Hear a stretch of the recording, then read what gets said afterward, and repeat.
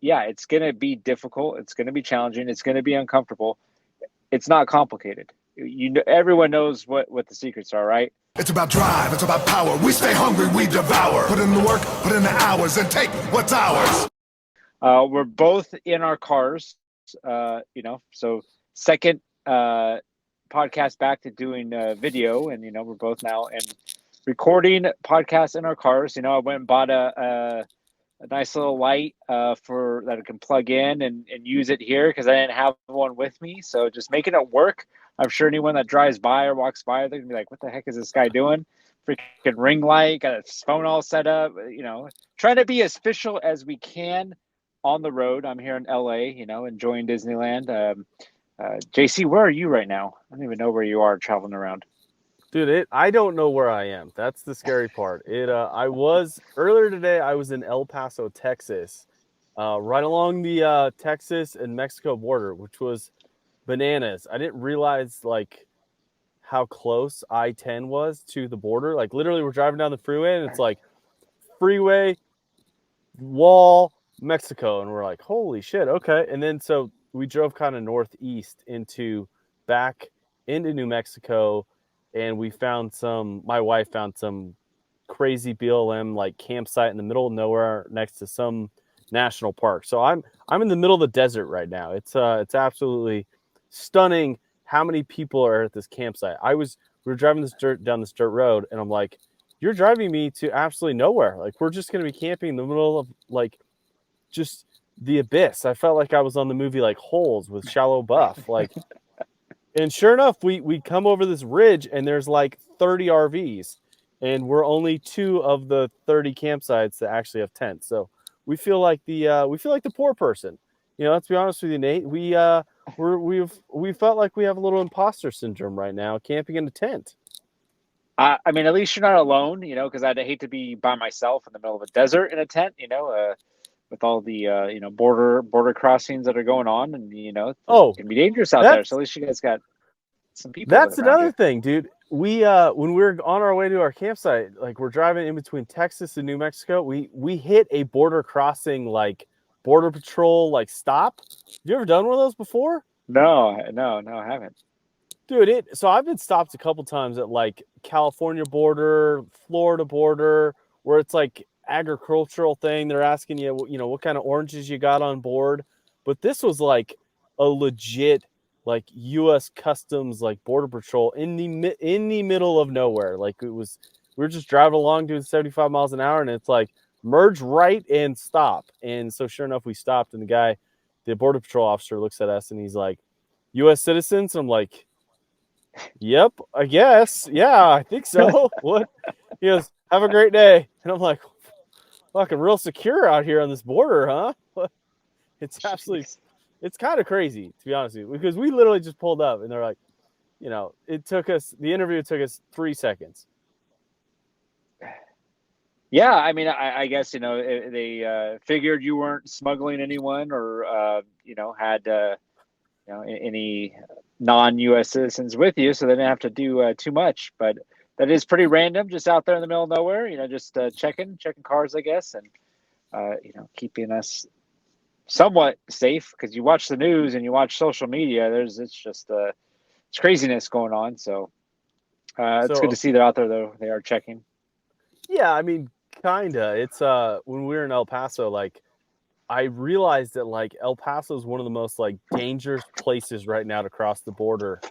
And while we were there for like 2 or 3 nights, and it was like it was just normal, like Texas. It was like there was no like crazy security. There was no like, hundreds of millions of immigrants, trucking across the fence. And it just, I don't know. I think the media makes things out to be way worse than they actually are. Now, again, I wasn't here, in the last 6 months and seeing, what they're guessing as tens of millions of people who have been flooded into this country. And there has been some increase in like crime and stuff, but just being on the streets. I mean, I went for like 3 runs this week and never felt like I was in any danger at all. Well, that's good. It is. Yeah.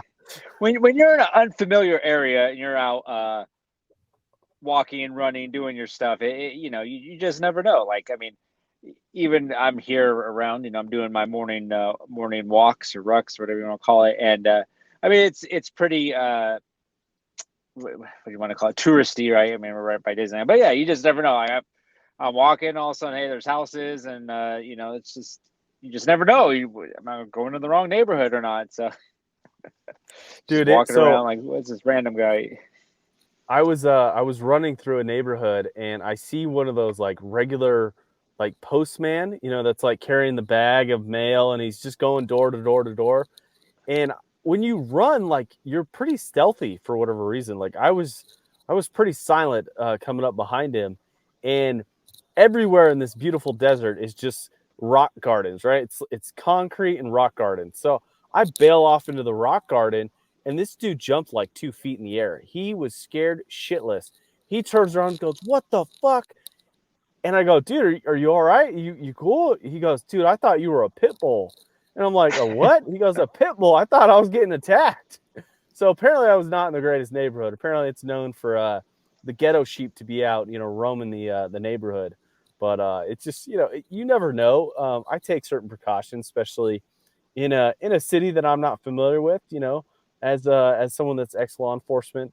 I don't know about you, but I always have a way to defend myself. Yeah, no, I'm usually walking around with at least a knife, just just on my pack when I'm carrying it around. But yeah, so it's always that you never want to have nothing. Sometimes I do not have anything, but when I can, I'm just it's just in general, right? Just even walking around or doing your daily shopping or whatever you're doing, you always just want to have something on you, just to you never know. You never know what can go on in these crazy times. I just know that if I'm out for a 3, 4, 8, 9, 12-mile run, I'm going to be the best guy in shape for this fight. If the fight comes, and I could probably outrun you. You know what I mean? Like, oh, you want to fight? All right, try and catch me. You know what I mean? Like, you might get me in the 100 yards, but I'm going to outpace you here, for mile 1, 2, 3, and 4. I'm always thinking the same thing too. Even when I'm getting like towards the end of my run, if I'm doing my run like at 11:30 midnight, and I'm just right, and I'm like, okay, well, I mean, I've been carrying this 20-pound pack, so I mean, if I take that off, I'm going to be pretty good to go. So pretty light on your feet there. Yeah, no one's going to be in shape as we are, doing our things every day. But yes, dude, I have Starlink. It's one of those things that has never failed me yet. I've been in major cities and not had any reception at all. Man, that's cool. It's one of those. I don't know. It's awesome that you can be wherever you are and have freaking internet. With all the satellites and everything going on, it's a cool thing, man. Yeah, for anyone that hates on Elon Musk, he's an absolute genius. It's when it comes to like mobile internet, dude. I'm one of 10 people in this little like middle of nowhere, campsite. We all have Starlink. It's crazy because it's one of those things that, like, if you don't have the ability to communicate with the rest of the world, there's no effing way I'm coming out here in the middle of the desert by myself with a bunch of random campers who look like they've been here a while. There's just no way. It's like, for me, it's like a safety thing too. For sure. And what about for cell? So like the cell phones, right, went out. I guess that was last week. I don't know if that was before or after our podcast, but right, like AT&T went down, and so like no one had service for I don't know how many hours, and it was a big thing. And then people are posting about they have these phones, right, that turn on when the cell phone providers go out, right? So these end of the day, whatever you want to call them, phones. Do you have a phone that can I don't even know what they're called, but basically run off these other satellites or whatever they're called? Do you have this backup phone? So we have backup system. We have backup systems in place. So I have 2 different ways to communicate if like cell phone signal like dies completely. I fire up Starlink, so we hook up either our gas generator or our solar generator, and we hook up Starlink, and then immediately you get Wi-Fi. So and you get anywhere from like I can upload like 40-minute YouTube videos. Like this podcast, I'll upload using Starlink, which is a crazy amount of data that you're uploading to YouTube. So with that being said, like we have WhatsApp. So I would anyone highly recommend downloading WhatsApp because it uses your own phone line or your original phone number. And then I have my business line, which it works off like data, or Wi-Fi. And that phone, I can make any call I want just using Wi-Fi. So we do have those systems in place in case something like that does go down.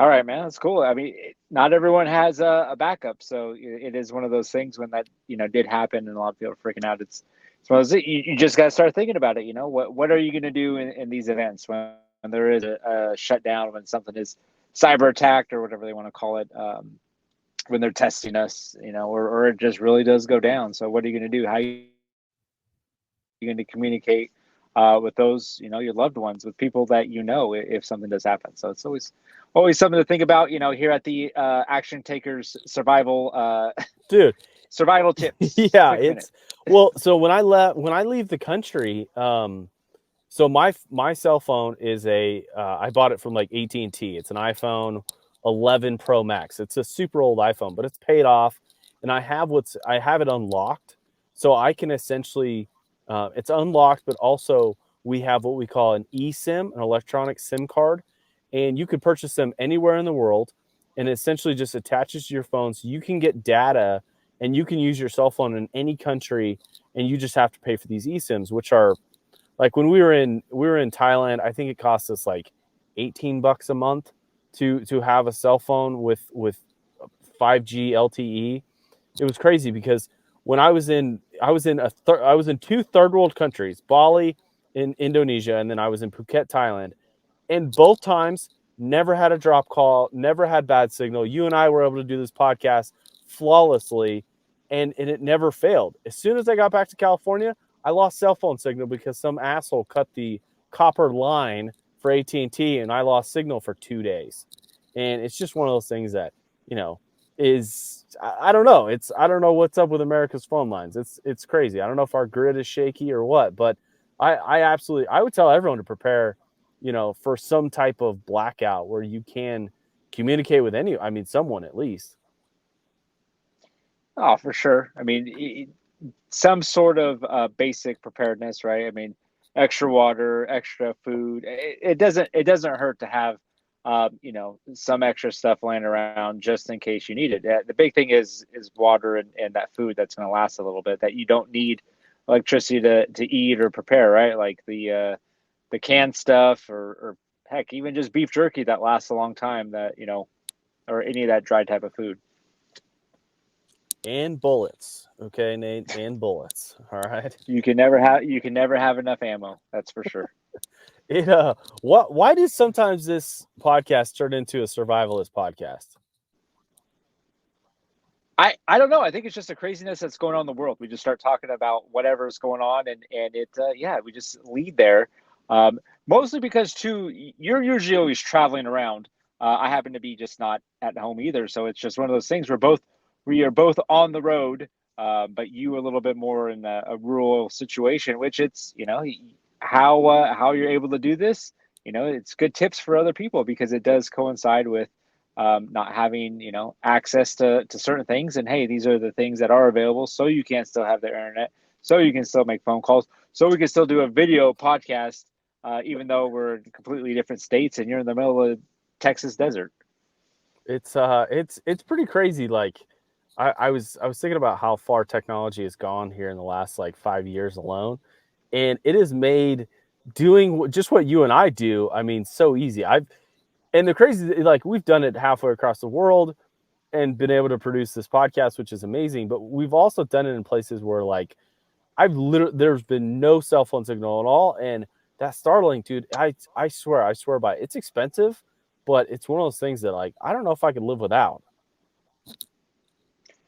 Yeah, and it's just one of those things we think too, like, that there's not this other technology around the world, right? We're like, so, okay, or I guess most people probably do think it's very easily accessible. And the cool thing is too, like when you're doing these traveling to these other places, and you've said it's a lot cheaper, it's just as good. It's crazy. Like we almost, and you talked about this too when I think when you're in Bali, like how much we just overpay for the same stuff. It's like you just said, $18 a month. You have the same freaking great service in Thailand. Why are we paying $200 a month or whatever we're paying, 150 just to have just service, right? Just to be able to send some text messages and get on our phone and scroll Instagram. It's crazy, right? Why is it that it's so much more expensive when you get the same stuff in all these other countries? Well, so Nate, I think this is a good transition. I haven't shared this with any of our audiences, and I'm going to share it with you. It's actually really sad. So the only reason why we came back to the United States was because we left our dog for 3 months with our in-laws, and it's our responsibility, right? You get a dog, you're guaranteed to take care of that thing for at least 12 to freaking 18 years. And when we were in El Paso, our dog had been acting really weird. We were in LA, we were in San Diego, and we do these beach walks. And he'd all of a sudden turned incredibly aggressive, like crazy psycho German Shepherd. I'm like, dude, what the hell's wrong with you? Like, for the last 11 years I've owned you, you're like the kindest, nicest, friendliest dog I've ever met in my life. And now all of a sudden you're like trying to eat every poodle on the boardwalk, and it just didn't make any sense. So we took him to the vet, and sure enough, he has like some type of cancer, and so he's dying. He's lost like 40 pounds here in the last like 3 months. And my wife and I looked at each other and we're like, if it's unfortunate and he does pass away, and I'm assuming he's going to pass away here in the next week or two, just because of his symptoms and stuff, which sucks because he's part of our family. But we asked ourselves, like, if he's not around anymore, are we going to continue to travel the United States? And we both were like, it's crazy expensive here. And for us to do what we want to do, like, outside the United States is incredibly cheap, and you can have incredible adventures. And I'm not saying America's not great, but dude, you're right. It's so expensive here. And when I give you like an example of just like cell phone coverage and like the cost of it, let's talk about medical coverage, okay? I don't have medical insurance right now. One, because it would cost me, because I'm self-employed, it'll cost me like anywhere from $1,500 to $2,500 a month just to have your basic medical health insurance. So I just said, fuck it. I'd rather instead of spending $2,000 a month on in case, I'll just pay cash if we have to go to the hospital, if my son needs to go to instant care or whatever. And it's one of those things that outside the country, for my wife and I and my son, it costs us each $90 a month for full health care. Yeah, that's just doesn't make any sense. Like, it's absolutely crazy. Like, it's $90 outside the country and you get the same level of care, and it's $2,000 here in the United States. What the fuck? Like, honestly, like. And another thing, so I had some I needed like a prescription or something, and we were down in Mexico 3 or 4 months ago, and so I went in the pharmacy, and I'm like, Mexico pharmacy, like, let's take a look. Sure enough, the same prescription in Mexico would have cost me like $7, where in the United States it was going to cost me $350. Like, what's the difference? A border, like the label on your country? Like, it's kind of crazy, man. Yeah, I mean, well, and two, but a few years ago, obviously during the whole COVID thing, and when things are getting crazy, I mean, a lot of our antibiotics, right, they're produced in China, right? So if anything happens, a lot of the stuff we need isn't even made in the U.S., which is just another thing. Like, why is it so crazy expensive if we're not even making it here, right? We're shipping it in just like a lot of the other stuff, the things we have, all our goods. So why is it so much marked up? Or if you're just getting it in another country, it's like I said, it's way cheaper. It's because the pharmaceutical companies got their hands in the fucking politicians' pocket. I mean, it has to be something like that, dude. It's absolutely nuts. We we were looking at we were going to rent a place here in the next few weeks somewhere in the United States. Dude, to rent a place anywhere in the United States for less than $1,000 is almost impossible. We found a place in Florida. It's $1,100 a month, fully furnished. Bring your own tent. You're about 40 miles away from the beach. And that's the cheapest place. It's a fucking tent site. Like, what the hell's wrong with this world? I can fly to Playa del Carmen, which people pay thousands of dollars to go to, and get a condo for like $600 or $700. Now, if you rent from us, unfortunately, rent's going up. Okay, that's just reality. We got to stay with inflation. Well, I mean, it is. I've seen even like the, RV spaces are have gone up. I mean, I've seen spaces, right? Just the space. You still have to have your own RV that you got to pay for, like $1,200 a month. Like, well, at that point, you can almost get an apartment because you got to pay for the RV too. So what's the point? It used to be the point of doing that was like you're saving money, right? You get your RV, you spend a couple bucks a month for the space. Now the spaces are so expensive. It's like between the RV, yeah, you just get an apartment, get a house that you can rent. It just doesn't make any sense. I guess if you're traveling, you need it to have your power and all your sewage and stuff. But still, I mean, it's just ridiculous what they're charging now. Dude, it's nuts. I mean, or you can camp at a BLM site in the middle of the desert, okay, and you get to poop in a hole. Literally, there's a toilet. Okay, my son's like, "What's in that?" And I'm like, "That's the toilet, buddy." He goes, "Where do you flush?" And I'm like, "Look down the hole." And he goes, "That's disgusting. That's a big pile of poop." And I'm like, "Yeah, buddy, that's camping, buddy. Like this is kind of high class camping. Costs us nothing, and you get a hole in the ground, it's pooping." Real camping right there. I mean, it's going back to the day. Like our ancestors, I guess. So I don't know, man. We've been tossing around the idea of getting back out in the rest of the world and traveling. It's I suggested to my wife, I go, why don't we go to a couple war zones? I heard it's real inexpensive. Okay, we could go over to Palestine. I'm just kidding. I'm not. We won't get into that, but it was a joke, probably a bad joke. I mean, I don't know. Flights might be cheap there. I don't know what the cost of living and stuff, but who knows? I have to take I was gonna say camel, but I don't think they have camels out there.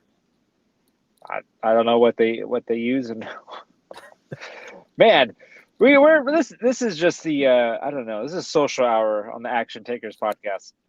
Well, social segment, All right, so let's get into some real Action Taker topics. You got anything? We should provide something to the guest, our listeners, because we're back on YouTube, we're back on video. So yeah, we should provide something of value. What do I have? I don't. I'm coming to the end of 75 hard. Here on vacation, still knocking it out, and what I try and just think about it is that people are just so filled with excuses, right? And how can I help and provide value with people for this, right? Essentially, what building your discipline, and it's hard. It's hard to wrap my brain around it because it's really it's just making a decision. And I was listening to another podcast and they're talking about you really can't help people until they want to help themselves, right? No matter what you do, whether people are going through some sort of alcohol addiction, drug addiction, or maybe they're overweight, whatever the situation is that no matter what you do, you can't help them till they want to help themselves. And I'm just, like I said, when I go through this, I'm like, man, I came to a point where, hey, I'm going to do this. I'm going to complete this no matter what. I wake up early. In the middle of the day, try and do my second workout. It's everything I'm doing right now is not convenient.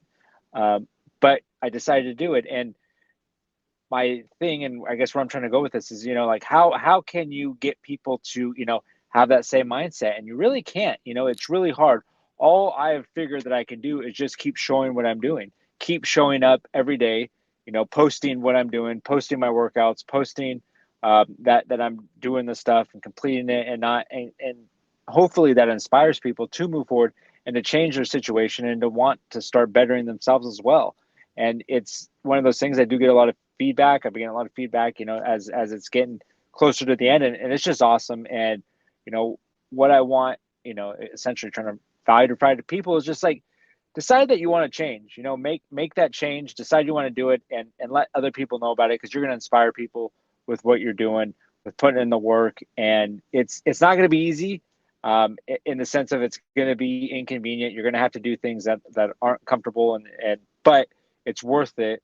And that's the whole point of doing 75 hard, or anything, just dedicating yourself to personal development, is getting uncomfortable and deciding you want to change and bettering yourself, and not listening to any people telling you not to do it. Hey, slow down, take it easy. No, because I want to better myself, and I'm, you know, obsessed with doing it. Solid stuff, Nate. The thing that I would add to that is, usually there has to be something in people's life that they've got to hit rock bottom. And I've seen it a lot, because I worked in the custody division of the sheriff's office for 5 years, and we would see these people come in over and over and over again. And it was, you know, they would, like, the fourth or fifth time they'd show up to jail just absolutely shit-faced drunk, and they'd wake up the next morning sober, and they had hit rock bottom. And I think the thing that people need to understand about hitting rock bottom is, you need to look around yourself and look around the people that you surround yourself with. Because a lot of the times, if you just change your situation, and I'm not talking about, you know, financially, I'm just talking about just moving somewhere different. You know, if you're homeless, bum on the street, lost your job, you know, become an alcoholic, seen a bunch of horrible shit, and then all of a sudden you find yourself, you know, rock bottom, thinking, shit, I need to change. The fastest way to make that change is just making the shift away from the negativity. And you know, Nate and I have this saying called "See at Thanksgiving." It's because you need to leave that negativity, that those family members, those friends, and you can still communicate with them. Just don't communicate with them every day. And if you're at the point where you're at rock bottom, you need to start surrounding yourself with, you know, personal development type stuff. 5 years ago, I would have never told anyone that I was going to listen to a Tony Robbins book. Okay. I would have never mentioned that I was taking inspiration from Gary Vee. I would never, you know, divulge that stuff, because I didn't think like that was kind of a manly thing to do, you know, to work on yourself. You know, it was the ideology of burying all the bad shit inside you, never letting it out, and just dealing with the negativity. And when I got out of that rut, and I realized that, you know, in the personal development space, like, if you don't start working on yourself, you're never going to get any better. And if you don't change your situation or your surroundings, you're never going to get out of that funk. And it's one of the things that I remind myself all the time. Every time I go back to California, I'm engulfed with this negativity. And I realized that when I gave up the career in law enforcement, if I would have stayed in the same exact place I was at, the same house, the same neighborhood, the same community, the same state, I probably would have just gone back to law enforcement and never taken the risk, and never went on this journey where I'm sitting in the middle of the desert talking to Nate, you know, on this podcast. It would have never happened unless I changed my situation. I hit rock bottom, was like, listen, I got to get out of this funk. How can I do that? Well, let's move as far away as possible, pack up all our shit, and go. It's something that's difficult. It's challenging. It's very hard, but at the same time, the benefit is astronomical, because you're going to be a better person. You're going to be a better human being. You're going to be a better friend. You're going to be a better family member, and you're going to be a better parent, spouse, whatever. You're just going to be a better person. Yeah, and changing your situation or your surroundings is really the key to a lot of stuff. You know, sometimes it's your situation changes by, you know, not your choice, right? Stuff happens, and that's usually what can help kickstart, you know, that journey. But sometimes it's not. You're just stuck, right? You're around the same people, doing the same job, living in the same place, right? And you do have to get out of that. I mean, you could, and once you start doing personal development, it is going to be, you know, you just got to learn to start saying no, I guess, is the thing, right? Because people, when you're around the same people, hey, let's go out and, you know, get a drink. Let's go out and do this, you know, basically things that are taken away from your personal development, right? Taken away from you getting better and growing. And when you're surrounded by that same situation, like you said, even if you weren't doing the same job, you'd still be around the same people, still want to go do the same things that you were doing before. And you do have to, be even stronger saying no. But even what does help is getting out of that situation, changing your scenery, even if it's moving 30 minutes away from where you are. That just helps you get in a different mindset. You moved across the country, and that's the best way, right? And now you don't know anyone. Now all you can do is focus on what you're trying to do, and you don't have those same distractions. And it is to really get to that next step of personal development. Obviously, you just want to get started, but when you're even wanting to get better and better, it is really learning to say no and changing your surroundings. And sometimes it's not, when you can't change your surroundings, changing it in the way of just, hey, I got to say no, I can't be doing these same things. Realizing what, that you are trying to change what you have been doing to better yourself.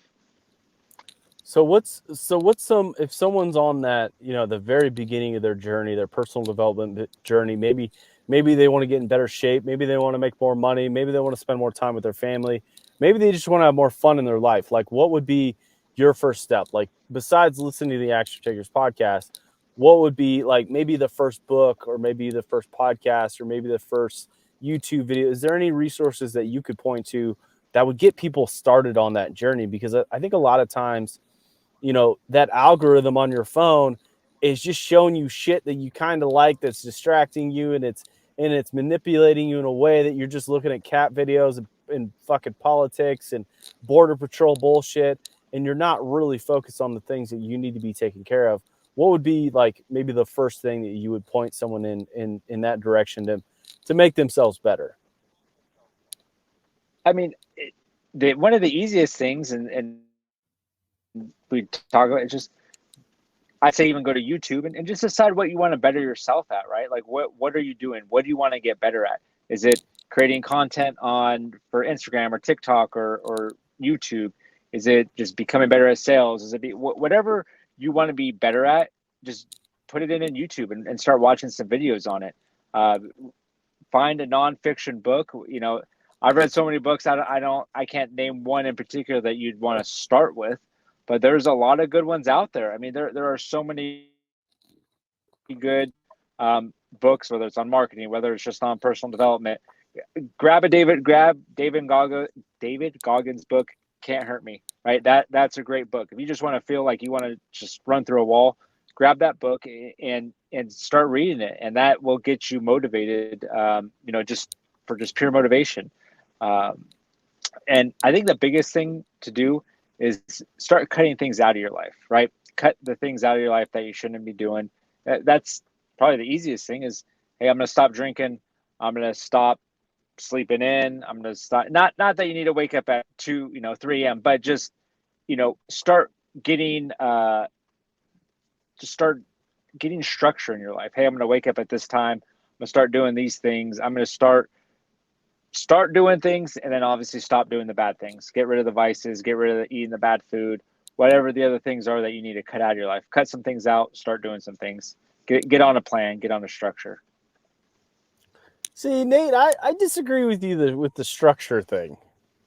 I'm not gonna lie, like I try and like put my life in a structure, and like from 6 to 7 I'm doing this, and 8 to 9 it's just, I'm one of those like obsessive people, right? Like if we're eating Doritos, we're finishing the bag. You know what I mean? If we're buying a case of beer, we might as well drink it all. I've got that personality, and there's people out there that have your personality and can really fall into that, and that's a great thing for them.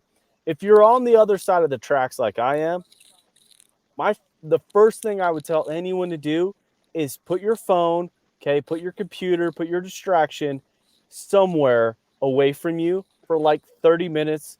Get a notepad, get a pen, and write down what the hell you want out of your life. If you look in the mirror and you go, you're a disgusting fat piece of shit. The last time Nate was at Disneyland, he literally was making fun of fat people.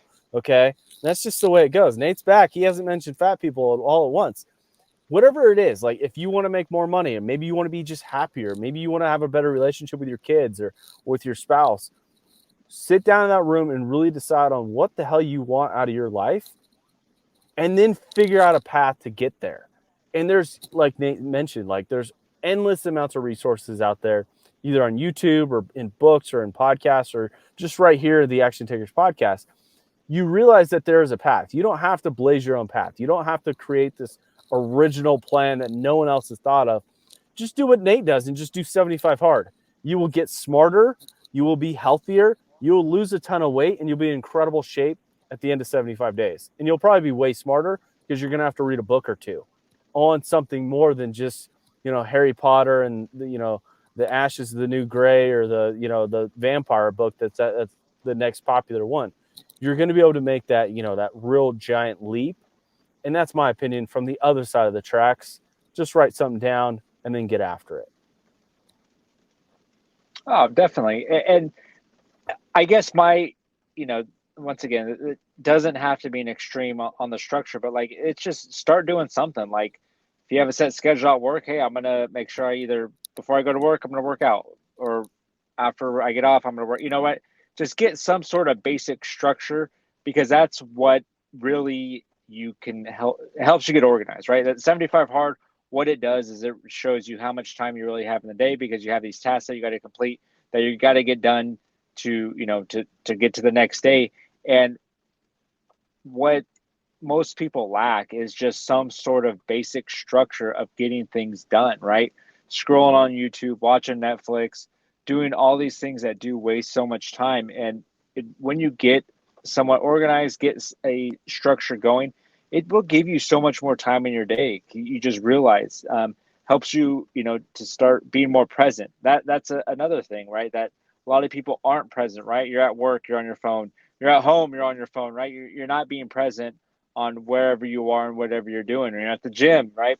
And it's hard. It's a hard thing because we all get on our phone, pull it out, start scrolling, start getting that dopamine hit. And once you can really start being more present, that also will give you more time, because you're just starting to become more efficient at what you're doing, being more productive, and it's just a game changer. You start doing so much more in the little time that you might have. So if you tell me, if anyone ever tells, I swear I hate this excuse. They go, I don't have enough time to work out. I don't have enough time to go to the grocery store or meal prep or spend time with my kids. And I go, listen, all right, take out your phone, go to the settings, and show me what you're spending your time on your phone. Because it documents it. It puts it in fucking percentages. If you're on fucking Instagram 90% of the time you're on your phone, it's gonna fucking tell you. It'll tell you in minutes, it'll tell you in hours, it'll tell you in fucking days. Oh my! Open that thing up and go, oh, I just don't have enough time. Delete that fucking number one app. It's as simple as that. You delete that fucking app, and then whatever time you spend on that app, you spend in the gym, or you spend reading, or you spend working on yourself, or spending time with your kids. And it's an absolute changer. And that's the one thing that drives me crazy is people go, I don't have enough fucking time. You have fucking time. You just got to make time. Oh, I like to get 9.5 hours of sleep on Saturday. I like to sleep in and have, cookies and milk and fucking milkshakes, at 10:30 when I wake up. And it's like, who the fuck needs 9.5 hours of sleep? You know what I mean? Unless you just went on a bender and you edited 8,000 videos in 47, hours. Yeah, maybe I'd give you, you missed 2 days of sleep. Sure, go ahead, sleep 9.5 hours. But there's no fucking excuses. And the whole time thing drives me absolutely batshit crazy when people say that.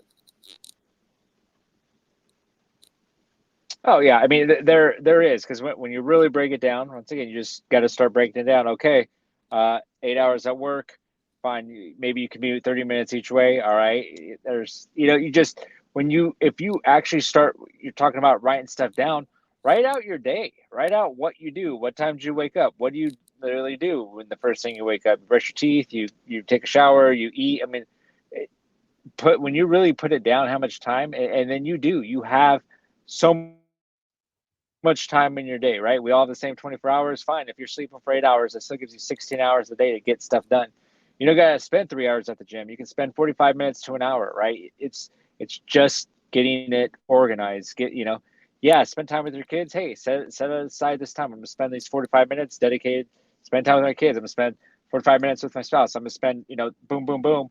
Do that, especially when you start doing it consistently every day. Well, you're going to realize maybe your kids don't need that much time with you, right? They only want 30 minutes. They want to go do their own thing anyways. They want to go play outside. They want to go watch their shows, whatever they want to do. So it's like when you do start really organizing it and get it structured, you're probably going to find so much more time that you do have and more things you can do.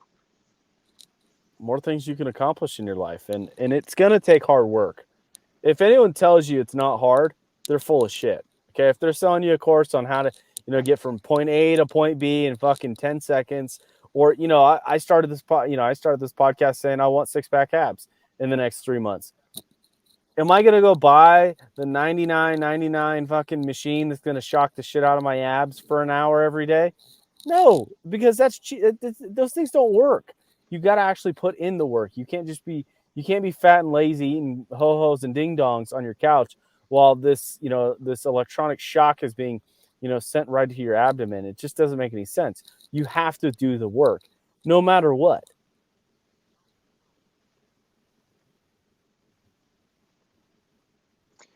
Yeah, it's the work is hard. At the same time, it's also it's not complicated. That's a better word. I don't want to use the word easy. It's just not complicated. You know what you have to do. So it's going to be difficult. It's going to be challenging. It's going to be uncomfortable. It's not complicated. Everyone knows what the secrets are, right? Eat better food, work out if you want to get in shape. If you want to get better at something, train on it, right? You got to study, you got to read, you got to actually do whatever it is that you're trying to get better at. I mean, none of this stuff is complicated. It's all out there. It's all available. It's just a matter of doing the work, and the work is going to be uncomfortable. It's going to be hard. It's going to be tiring. It's going to be exhausting. But if you want to better yourself and change, it's just what's going to be required. And most people don't want to do what's required. So doing what's, not required is what's going to move you forward. They want the shortcut, Nate. And you know what? Yesterday, I was looking for the shortcut. I post these daily vlogs, right? And what am I doing for 45 minutes a night? I'm looking at new cameras, all right? I'm like, oh, if I only had this $2,000 camera with this $1,500 lens, my videos are just going to be amazing. And sure enough, I come across some camera review guy, and he literally looks in the camera. It's like he's speaking to me. He goes, "You don't need the new camera. You need to get better at filming." And I'm like, what? And sure enough, it was like a 20-minute video. He goes, "Listen, you suck at filming, okay? There's been feature films filmed on shittier cameras than what's in your pocket right now. Stop making excuses. Stop trying to find the new thing that is going to, technically make your videos better. You need to be a better creator. You need to be a better filmmaker. You need to actually spend the time and the work and do the work. Spend the hours, thousands of hours that these creators have put into their craft. And you're just at the beginning." And it was one of those things that I needed to be reminded at, because at one point in time, my Amazon cart was at like $7,000. I was looking at cinematic fucking cameras, and it was like a punch in the face. I was like, "Whoo, this guy just saved me $7,000. Like, I feel amazing right now." And I just got to do the work. And I think it's something that's very it's very relatable. And even though Nate and I are sitting here talking about it, we're not perfect. We're not perfect by any means. We get distracted. We run the train off the tracks every once in a while, but we have the self-discipline to look at our lives and look at each other and say, "Hey, dipshit, it ain't working." All right. And it ain't the gear. It ain't the diet. It ain't the fucking gym. It ain't the fucking tennis shoes. It ain't the gym clothes. It's fucking you. If you don't have any money to get in shape, it's really easy. Work out in fucking boots and jeans if you have to. There's many Instagram models out there that do that for a living. You can do it too. It's putting one foot in front of the other, right? One step at a time, whatever it is, the metaphor, but that's essentially what it is. Put one foot in front of the other. You just got to start doing it. Do your vlogs. Hey, turn that camera around, press record, start talking, whatever you're going to be talking about, right? And people get inspired too. That you inspired me about your vlogs. I made a short story clip, and then I had other people making videos too. I don't know. It's just one of those things that, like, when you start taking action, it can be contagious, right? You can get people motivated to start doing things too. So, and you don't need everything super fancy, right? Like just get something that works. And yeah, sure, having the nice $2,000 camera and maybe the $3,000 computer and whatever else you think you might need to have this cool production on this 30-second, it would be awesome, right? But at the same time, you can have effective, value brought just by, being yourself and using your phone. It's that simple, Nate. Dude, because I made that mistake. When I first, back in 2018, I went out and bought a 4K camera, bought this giant desktop to edit videos on. And you know what? No one watched. They didn't give a shit what kind of camera I had. It's because I had it put in the rep shed. I've done hundreds of podcasts. It's still, we're still in that beginning phases. And I think a lot of people need to understand that it just, it takes work. And like you said, it's one step in front of the other. It's 1 foot in front of the other. Unless you have 1 foot, then fucking get the brakes off the wheelchair and start fucking rolling. You just got to. Was that too offensive, Nate? You're looking funny at me. No, I was keep going. I was going to go with another thing that's just no, go ahead. I've already offended the people with one leg. It's funny. It's just going back since we're both golfers. You don't got to buy the freaking $500 driver. If you can't golf, you can't golf. So it doesn't matter how much equipment. Because when I was on the golf team, oh my gosh, I had to have the good driver, I had to have the good putter, I had to have all the good stuff. It didn't matter, right? I was still going to shoot where I'm going to shoot. Did it help? Sure. Maybe it was a little bit lighter. Maybe I swung a little bit faster. But in the end, if you don't have the skills, no matter what equipment you have, it's not going to. You're not going to be Tiger Woods. You're not going to be Mr. Beast. You just got to put in the work, and yeah, that's it. Dude, it was funny. I was watching a Mr. Beast interview today while I'm driving to the fucking desert, and the interviewer's like, all right, so what point in time did it turn? He's like, what are you talking about? He's like, so when did you like hit that, like, that switch where it just all of a sudden worked? He goes, it took me 14 years to figure this shit out. He goes, I still haven't figured it all out. And I'm the most popular YouTuber in the world. Like I've got 220 million subscribers. I still haven't figured it out. So even the people that are hyper successful and they seem like they've reached the mountaintop, it took them years to figure it out. And it's not just the 6-pack abs aren't going to happen overnight. Hundreds of followers aren't going to happen overnight. You got to put in the work. And if you need help doing that, okay, it's very simple. All you got to do is continue to subscribe to this Action Takers podcast and share it with a friend. It's as simple as that. And that's the action you need to take today. That's all we can do. That's all we can hope for, so we can help you, help others, take some action. And help us all at the same time. All right, Nate. Yeah, because we got full production going on here. We do. It's I'm on my 720p, camera with my old iPhone headphones that have like a regular jack.